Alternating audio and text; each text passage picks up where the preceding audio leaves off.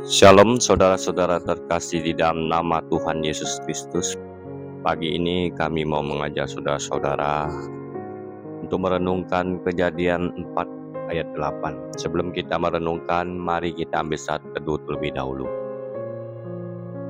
Bapa yang di surga yang kami kasih dalam nama Tuhan kami Yesus Kristus, pada pagi hari ini kami mengucap syukur atas kasih Tuhan yang tak terhingga ini.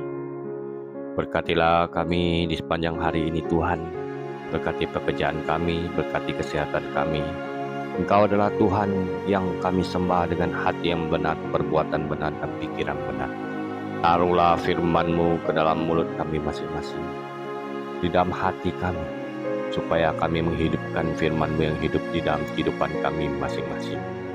Tuntunlah kami dengan Roh-Mu yang kudus, supaya hidup kami untuk memuliakan nama Tuhan kami Yesus Kristus dengan perbuatan baik yang Tuhan ajarkan kepada kami, yaitu kasihlah sesama manusia seperti mengasihi dirimu sendiri, dan kasihlah Tuhan Allahmu dengan segenap hati, segenap jiwa, dan akal budi kami yang baik.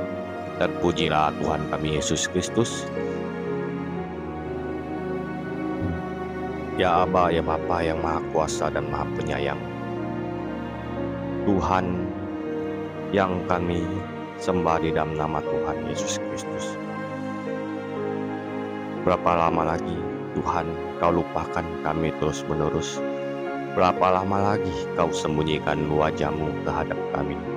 Berapa lama lagi kami harus menaruh kekhawatiran dalam diri kami dan bersedih hati sepanjang hari?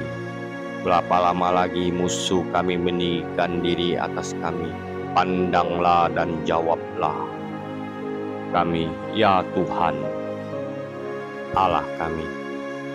Buatlah mata kami bercahaya, supaya jangan kami tidur dan mati, supaya musuh kami jangan berkata, kami telah mengalahkan dia,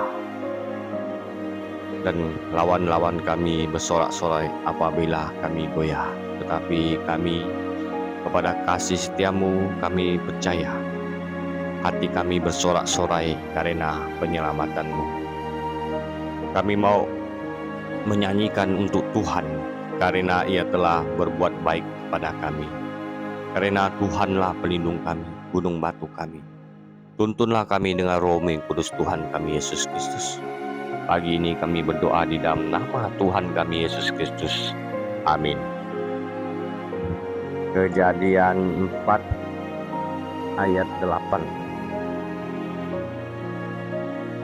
Kata Kain kepada Habel adiknya, marilah kita pergi ke padang. Ketika mereka ada di padang, tiba-tiba Kain memukul Habel adiknya itu, lalu membunuh dia. Hawa melahirkan 2 anak laki-laki, Kain dan Habel. Habel menjadi gembala kambing domba, sementara Kain menjadi petani. Keduanya membawa persembahan bagi Tuhan masing-masing menurut pekerjaannya. Kain sebagai sebagian dari hasil tanahnya, dan Habel lemak-lemak dari anak sulung kambing dombanya. Tuhan memandang dan berkenan atas persembahan Habel, tapi tidak berkenan atas persembahan Kain. Ini membuat Kain marah. Dalam amarahnya yang dipicu rasa iri, dia membunuh adiknya. Banyak orang bersimpati terhadap Kain. Bagaimanapun dia membawa persembahan yang sesuai pekerjaannya. Jadi penolakan Tuhan atas persembahan itu nampak tidak adil. Namun kita boleh percaya tidak ada sesuatu yang acak dalam ketulusan Allah. Dia bertanya kepada Kain, mengapa hatimu panas dan mukamu muram? Apakah mukamu tidak akan berseri jika engkau berbuat baik? Kalau begitu, bagaimana persembahan Habel benar dan persembahan Kain tidak benar? Ada penafsir yang menunjukkan kenyataan bahwa Kain merasa benar diri dalam mempersembahkan hasil kerja tangannya sendiri, sedangkan Habel membawa domba kurban. Jika kita memeriksa PB, kita 3 kali kita membaca bahwa Habel bertindak karena iman. Ibrani 11 ya, ayat 4. Nah, lebih lagi Ibrani 11 mendefinisikan iman sebagai menanggapi firman Allah dengan taat. Ya, dengan taat kita menanggapi firman Allah, ya. Nah, dengan hati yang bersih juga, perbuatan yang baik, ya. Nah, jangan banyak iri hati dalam kehidupan kita. Jika ini diterapkan pada Habel, akan tersirat bawah dengan satu atau lain cara Allah telah menyatakan kepada kakak adik ini kurban macam apa yang dia kehendaki dari mereka, dan hanya Habel yang menanggapinya dalam ketaatan iman.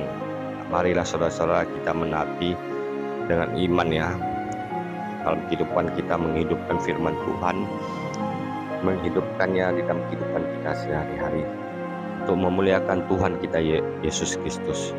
Yohanes melanjutkan kisah ini dengan membandingkan Kain dengan Kristus. Jika Kain membenci dan membunuh saudaranya, kita terpanggil untuk berbuat seperti Kristus, mencintai orang lain dan menyerahkan hidup kita bagi mereka. Kita baca Yohanes 1 ya, ayat 3, 11-17. Saya bacakan ya saudara-saudara terkasih dalam nama Tuhan Yesus Kristus. Sebab inilah berita yang telah kamu dengar sejak semula, yaitu bahwa kita harus saling mengasihi, bukan seperti Kain yang berasal dari si jahat, membunuh saudaranya. Mengapa ia membunuhnya? Sebab segala perbuatan jahat dan perbuatan saudaranya benar. Jangan heran saudara-saudara, apabila dunia membenci kamu. Kita tahu bahwa kita sudah berpindah dari dalam maut ke dalam hidup, yaitu karena kita mengasihi saudara kita. Siapa yang tidak mengasihi, ia tinggal di dalam maut. Setiap orang yang membenci saudaranya adalah pembunuh manusia. Dan kamu tahu bahwa tidak ada pembunuh yang tetap memiliki hidup yang kekal di dalam dirinya. Dengan inilah kita mengenal kasih, yaitu bahwa Kristus telah menyerahkan nyawanya untuk kita. Jadi kita pun wajib menyerahkan nyawa kita untuk saudara-saudara kita. Siapa yang mempunyai harta duniawi dan melihat saudaranya menderita kekurangan, tetapi menutup pintu hatinya terhadap saudaranya itu, bagaimana kasih Allah dapat tinggal di dalam dirinya? Anak-anakku, marilah kita mengasihi bukan dengan perkataan atau dengan lidah, tetapi dengan perbuatan dan dalam kebenaran. Ya, kita melakukannya dengan perbuatan. Ya, perbuatlah yang benar di dalam kehidupan ini. Taati firman Tuhan, hidupkan firman Tuhan di dalam kehidupan kita. Baca firman Tuhan, renungkan setiap hari dalam kehidupan kita, mengucap syukur dan berdoa setiap hari. Tuhan Yesus memberkati kita semuanya. Amin.